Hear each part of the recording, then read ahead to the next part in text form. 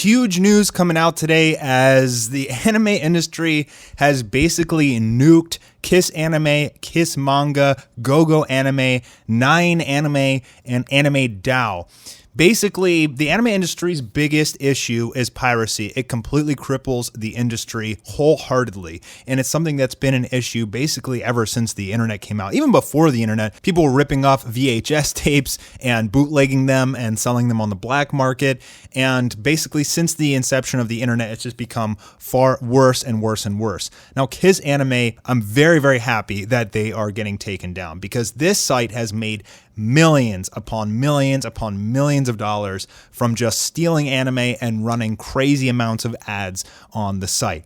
This site single-handedly has spawned a variety of other different anime pirates, and it appears that they are actually changing Japan's copyright law, apparently making it even more strict. So there's going to be some updates happening to Japan's copyright law, which will affect you guys and us creators come January 2021. I will get on that later in this video, but let's go ahead and start reading this article. Closed forever. The websites of pirate anime and manga streaming platform Kiss Anime and Kiss Manga have been taken down by the copyright owners on Saturday morning, bringing fans wild over social media. Right now, Kiss Anime is actually trending, and the crazy thing to me is if you go on Twitter, you see thousands and thousands of people actually defending piracy and telling you other places that you can go in order to pirate anime, which I just think is absolutely the most absurd, ridiculous thing I've ever heard. Like, by pirating the anime, you're directly hurting the industry and the shows that you love. So why would you continue to do it? People treat anime as like a right, but it's not a right, it's a privilege. Animators over in Japan literally get paid like a few $100s a month. They sleep on floors, they sleep under the desk, they have horrible living and working conditions. I don't know if that's 100% necessarily due to piracy, but it definitely probably contributes to it.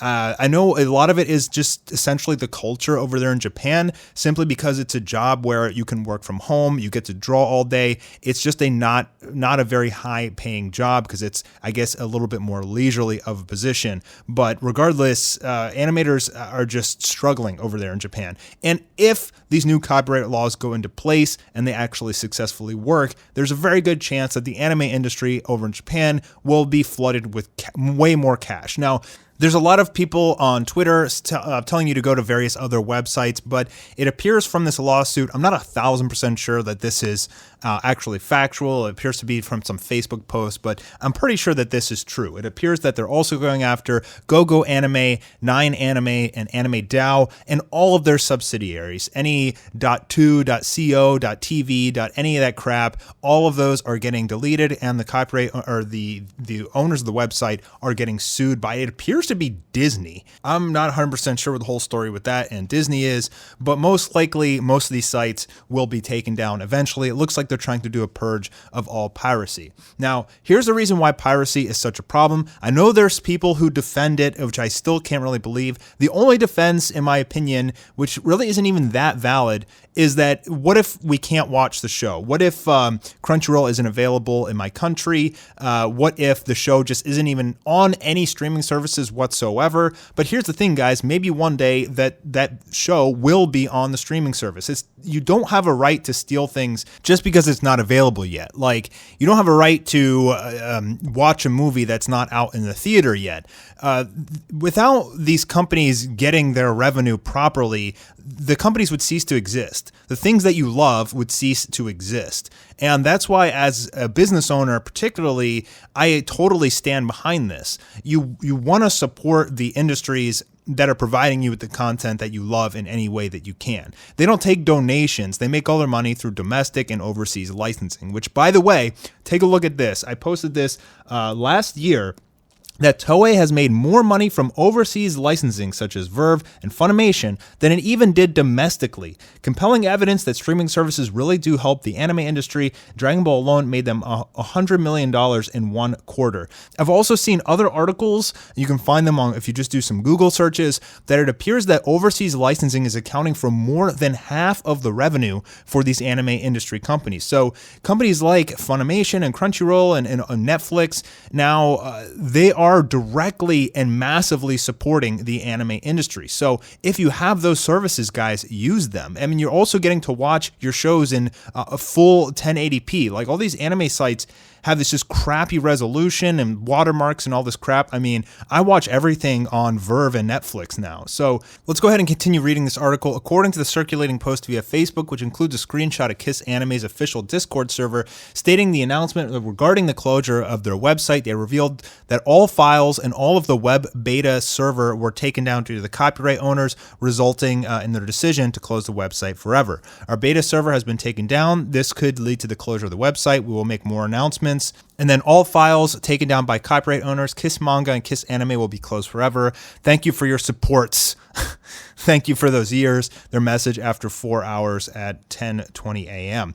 It was reported in June of this year that Japan's parliament enacted the proposed revised copyright law to expand the law to punish those who knowingly download illegally uploaded or pirated manga, magazines, and academic works. The revised law will go into effect January 1st of 2021, and penalties for repeat offenders of illegal downloads will be up to 2 years in jail or a maximum fine of 2 million yen. More for those hosting the sites. Okay, so let's take a look at the revised copyright law, because this will affect you guys as well as us creators. What's going to happen January 2021?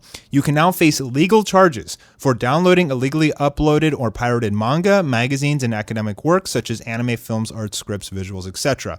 So this is for downloading. This means you guys, if you're downloading pirated anime and manga, you can get these legal charges. Now, you might be thinking, because I'm overseas, I'm safe. That's not true. A lot of these companies have offices over in the country that you live in. For example, Toei, I believe, has a licensing office in California. So don't think just because they're in Japan and you're in the US, you're safe, or you're in Europe or wherever you are, you're safe, because that's not necessarily true, guys. Providing or pasting hyperlinks to pirated media. So even just sharing a link to one of these pirated websites could get you sued or fined or put in jail. So they don't want you even sharing the names or anything or posting links to these pirated websites. Operating leech sites and apps that upload or distribute illegal and pirated media. You will not face legal charges for downloading of a few frames from a manga of several dozen pages or more, or posting photographs where the manga is not the focus of the photo. I'm not really sure what they mean by that last line, but basically what this is saying to me is that they don't want you, say you're reviewing a chapter of Dragon Ball Super or something, or One Piece or whatever it is. They don't want you showing the entire chapter in your YouTube video.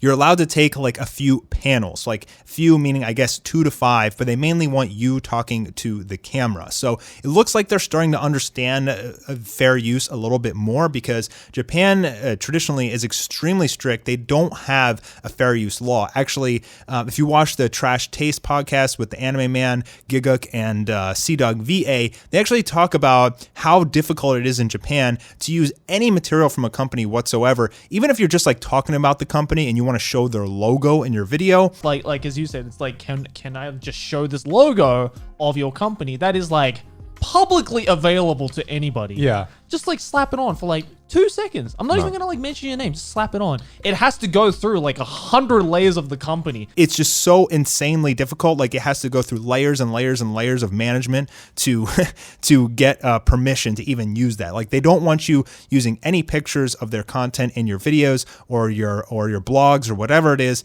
And they've even gone as far as to copyright strike videos. I know of anime YouTubers who have gotten their videos copyright strike where they didn't even show a picture. So, they're dead serious about this, guys. It's crippling their industry and their country, and they're not messing around anymore. So it looks like if you want to review manga, you still can, but you definitely cannot show full chapters or full pages. You can only, I guess, clip out single squares, single panels of the manga and show those and talk about it, talk over it, talk to the camera. That's the main thing.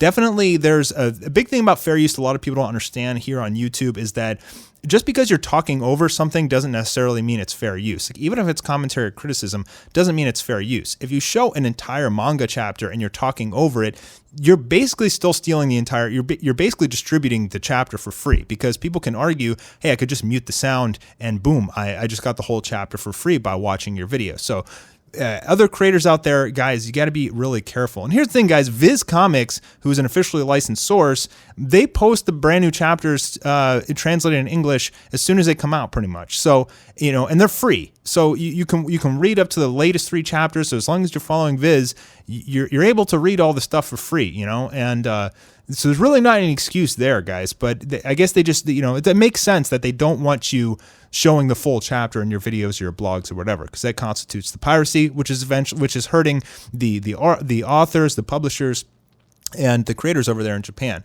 So downloading derivative works is okay, so such as doujinshi or fan fiction or parodies. Now, the reason that this is okay is because most of the time, parodies and things like Anime War are not directly affecting their pockets. What these companies care about the most is what directly affects, what takes money out of their pocket. That's when they get mean, that's when they get upset, that's when they come after you and sue you. Now, most doujinshi or fan fictions, they actually end up promoting the show. They're not really taking any money out of the pocket of the actual creators, and thus most of the time they're okay. But there have been some circumstances where the companies have come after the people. Mainly that's when you're hurting the brand's image. So you still have to be really careful. For example, if like you made a hentai with Dragon Ball characters, like you could be hurting their intellectual property, showing their characters in obscene manners and things like that, and they may potentially come after you because that's not necessarily parody. Another thing about parody that most people don't really realize is that it's supposed to not only be a mockery, create a mockery of the show, but that mockery is also supposed to be an element of criticism. I don't think you can just voice over characters and make it funny and consider it a parody, because that's not necessarily criticizing the show.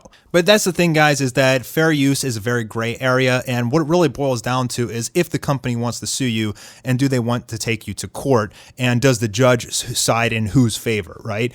But most fan works are not directly affecting the monetary gain of the companies, so they usually let them slip. If anything, it's helping to promote them. Now, here's the interesting thing. The last line says, exceptions stated in the universal copyright law and fair use. I'm guessing Japan is starting to learn that, like, hey, look, people want to talk about your show. They want to review it. Maybe you guys should modify your copyright law a little bit more for the main day and age, where it's so easy to transport media, to share it all over the internet, in the same respect that you want people to be talking about your show. So maybe they're like kind of coming to grips with 2020 with the current age of technology and everything, and changing their laws a little bit. But the main thing here is they're trying to prevent piracy because it's completely crippling their industry, and anime is gigantic over there in Japan. It makes a lot of businesses a lot of money. Piracy is completely devastating them, and they have a lot of issues with social media as well, with people sharing their clips, with YouTubers sharing full mangas and things like that. So they have actually shown to start coming after people. But it looks like, I think from this line alone, downloading of a few frames from a manga of several dozen pages or more is you will not face legal charges for, is telling me that they're kind of coming to grips with the fact that like they want people to be talking about their show. So we'll have to see what happens with that, guys. But main story is this is going to affect all of us. For you guys who view anime, you're only going to be able to use licensed sources. If you download any episodes or watch them on streaming sites, there's a good chance you'll get tracked, and you'll get tracked down, you'll get sued or even thrown in jail. And it looks like us YouTubers are going to have to be extra careful come 2021. Now, I doubt these changes are going to be made retroactively. I didn't see anything about that, so anything we've done up until this point will probably be okay. But starting next year, I think they're going to really crunch down on piracy and YouTubers and things like that, which honestly I'm okay with, because in the end, if they're actually able to succeed with this and people do start paying the license sources, which in turn floods the Japanese market with cash, and the anime industry studios, it should inject them with a surplus of extra cash if the piracy is taken down, which could mean better working conditions for animators. It could mean more anime for us, and it could mean more studios. So this could be a really, really good thing, guys, in the end of the day. Look, they're just trying to protect their intellectual property. I don't blame them. I'd like them to understand fair use a little bit more. But from what I read of this, it looks like maybe they are getting an idea of what fair use is, what they're going to accept and what they're not. But the main thing is, guys, just don't pirate anime. And if you think that, I don't care, I'm going to do it anyway, be careful, because it looks like they're slapping lawsuits on people, and you definitely don't want to be hit with that. I'm Mastar. I'll talk to you guys soon in the next video. Peace.